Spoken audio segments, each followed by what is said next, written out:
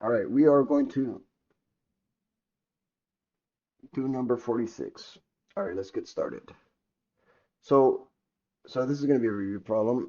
One side of the roof of the building slopes at the angle of 37 degrees. All right, so I'm going to draw this. I'm not going to draw it to scale, just to kind of a general sketch there. So you have an angle here, and then the angle here is going to be 37 degrees. And a student throws a frisbee onto the roof and it strikes with a speed of 50 meters. So let's say that this is where it strikes. Um, so he throws it at the roof and it strikes it with some initial speed at V naught, which I'm going to define that to be 15 meters per second. I like to use variables because they're easier to read. And it does not bounce, and it then slides straight up the incline. The coefficient of kinetic friction between the plastic and the roof is 0.4. So the coefficient of kinetic. So that means that this overcame static friction and it's in motion. So this is going to be the coefficient of kinetic friction. This frisbee slides 10 meters up to a roof to its peak where it goes into free fall. So this right here, um, this is going to be L, and that L is going to be 10 meters. So this slides up at a distance of 10 meters up the incline. And actually, I'm just going to call it X. I'm just I'm just going to call it a different variable. So this is going to be 10 meters up the incline, um, up to the roof where it goes into free fall. So it's going to go to this pathway. It's going to slide up 10 meters. And then this is going to go to some initial velocity. Um, it's going to have a two-part motion, the horizontal motion and the vertical motion. And I'm going to call that V1. And then this is going to go a little higher, presuming it doesn't slow down or goes to a stop. Um, and it would have to if it's going to, you know, unless the speed is going to be zero at that point. And then it goes into free fall motion. So, so once it reaches up 10 meters, it's going to go to free fall and it's going to come back down wherever. But we're not going to worry about the motion there. All right. And that's it. That's the question that they give. Now we're going to answer whatever.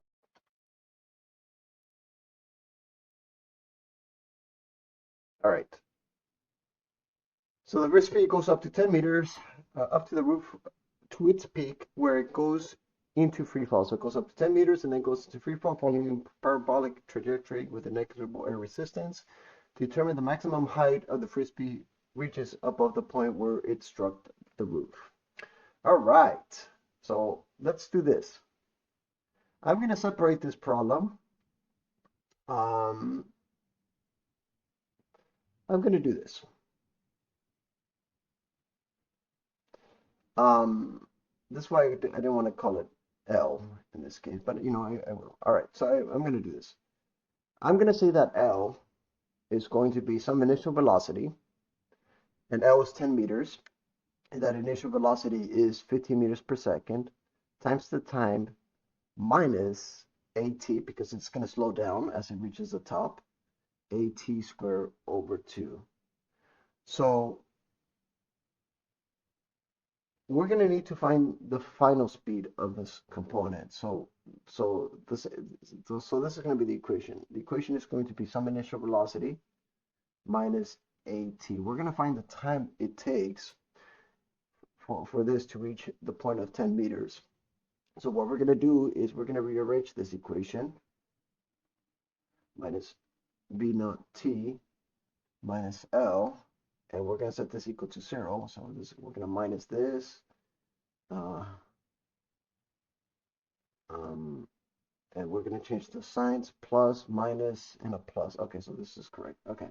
And then we're going to use the Pythagorean theorem. No, I mean the quadratic formula. I'm sorry. So we're going to say that this is going to be V naught plus or minus the square root of V naught square minus 4AC. I'm just going to put it all together. Minus 4AC. That's going to be plus. Um, so that's going to be 4AC. The RSS is going to be 2AL. all over V naught, all over 2a. So which is just going to be a. So, and we're going to take the, depending on the how the graph looks like, which I'm not sure at the top of my head. I know it's a parabola that has a minimum slope, I think, but we're going to just put this in the calculator. So I'm going to put the V naught there. So I'm going to store this. I'm going to put 37 degrees. In L, I'm going to store that. And but before we do this, let's use the forces because I haven't done that yet. So let's do the forces diagram. Let's say the frisbee it's maybe somewhere up here right there, and then it's moving at some speed. Let's draw the forces diagram for this. So the forces diagram for this frisbee is, actually I'll put it right here, is this. You have the component that's being slowed down by gravity, and you have the and then you have the friction being added together. So you have gravity, which is going to be mg. You have the normal force, and then you have the friction force, which I'm going to call F. And I don't know if they give the friction, but they do give the coefficient of kinetic friction. So this is going to be the kinetic. So from there, we're going to, by geometry, this is going to be the same angle. So I'm going to define that to be the angle there. So the sum of the forces is going to be negative mg sine of theta. Notice that I'm coming down positive because I've already put the negative in there for the acceleration, minus the friction, which is the coefficient times the kinetic and the normal force. And the normal force is simply just going to be mg cosine of theta equals negative ma.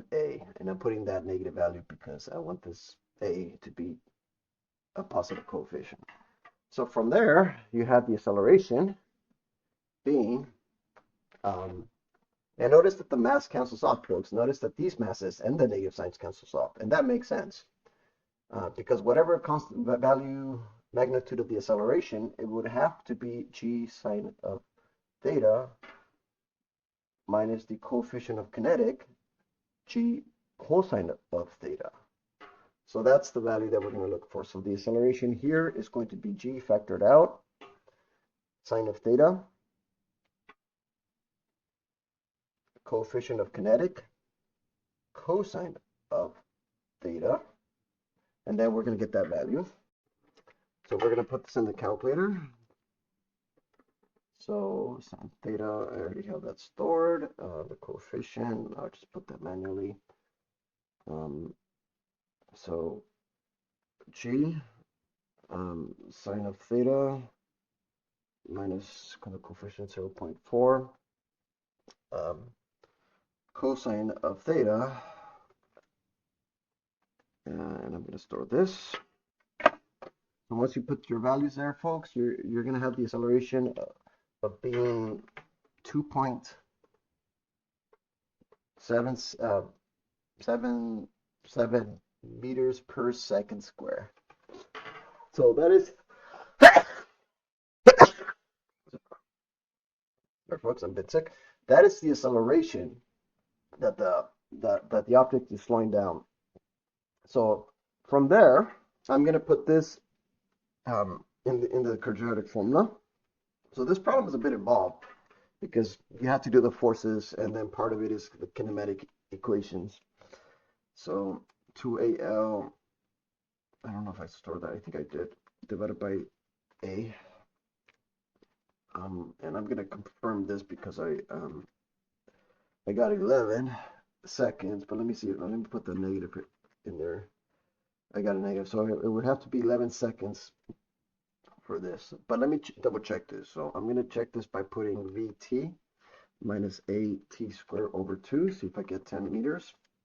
and I got negative 10. What the fuck? So something's a bit off. I'm not sure why.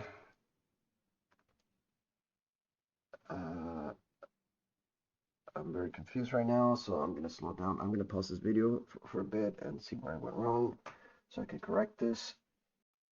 All right, so I think this is where I think it was supposed to be this. All right, let's try this again. So that was supposed to be the minus. Um,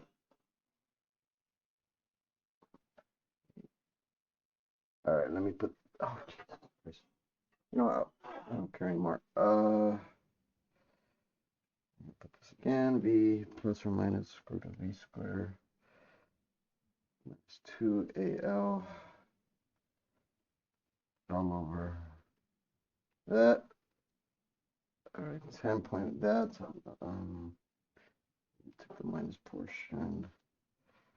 Ooh, it gives us another value. Always take the lowest value, folks, but the positive value. So I have 0.710, and the reason for that is because think about this, folks. Um, the object is traveling at 10 meters, and then it's going to slow down, go back down to 10 meters. So the equation doesn't know how the graph is going to read. So but the important is really to get that time. So now let me correct this. T minus 8t squared. So notice, folks, that I'm checking my math as I'm going along with the video. I haven't really planned this video out, so and I can always redo these videos, so I can always make them better. So the goal here is this: solve for t.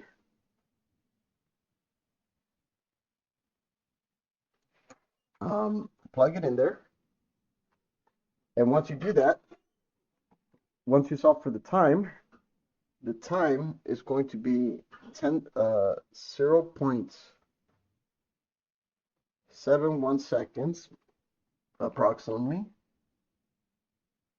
and then you take that time and then you plug it in here to get the final velocity. So this would be 15 meters per second minus 2.7 times 0.710.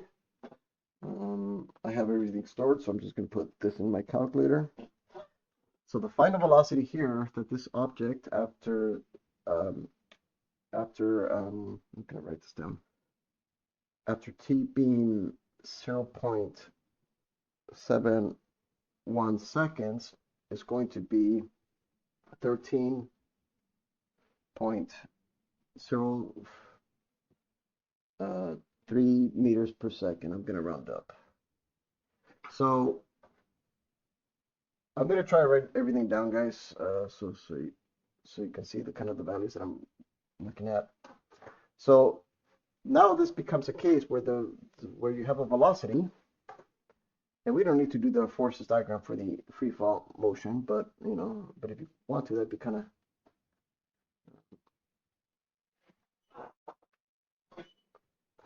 Let me see if I can fit this in here. Meters per second. Looks good. Meters.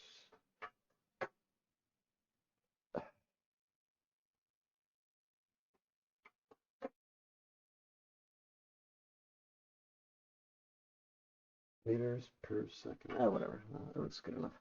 So you have some initial velocity at 13.3 meters per second, and you're being slowed down by gravity. And it's not just 13 meters per second, folks. See, I was going to make a mistake just now. That's not the velocity.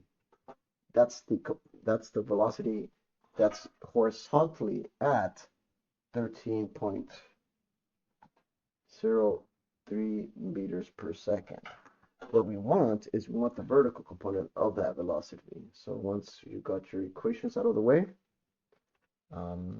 and once you did this process, I'm just gonna erase it. I'm gonna say that the velocity here, so Vx here, not that I need to write this down, but Vx, cosine of theta, that would be 10.40 meters per second, and the Vy, which is what we're looking for, is going to be sine of theta. Sine of 37 degrees would be 7.84 meters per second. All right. Okay, so now we're going to set up this new kinematic equation. And that equation is this. You have y being some initial y naught, which y naught is going to be 10 sine of 37 degrees. So I'm going to write it down. Y naught here is going to be 6.02 meters. I'm not even going to tell you how I get these values, folks. I'm already way too tired. But if you know your trig, you know your SOHCAHTOA, you know that this is the right triangle, you know that this is like a steady meter at the angle of 37 degrees, you can find this, why not? You guys are not retarded, so I hope not. Plus V naught T. Now, I'm going to say V naught as the Vy T, as I found it, minus gravity T squared over 2. Now, we're going to find the time it takes for the velocity to reach 0, because that's where its peak is. So at 0 meters per second, you're going to say that the final velocity, the initial velocity, is minus gt. From there, t equals vy over t over g. So I'm going to store this, and I'm going to store this value as v, because we're not going to need the other one anymore. V divided by g, and I got, what the fuck? I got 0.8 seconds. Okay. So at t equals 0.8 seconds, and your y, I'm going to store that as well. So y plus y plus vt. Did I store that? I don't think I did. No, I didn't store that. Okay, so y plus vt minus g over 2 t squared, and that should give us the answer. And it did. What the fuck? Alright, so I'm gonna pause the video and see where it went. I don't think I went wrong. What the fuck?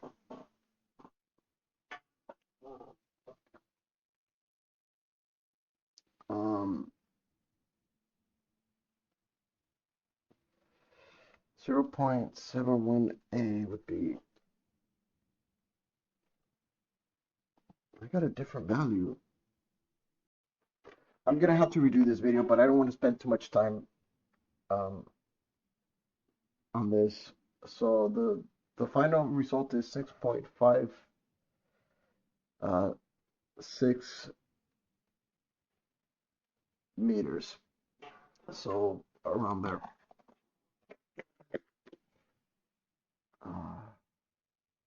Presuming I interpret the problem correctly. All right, folks. Goodbye.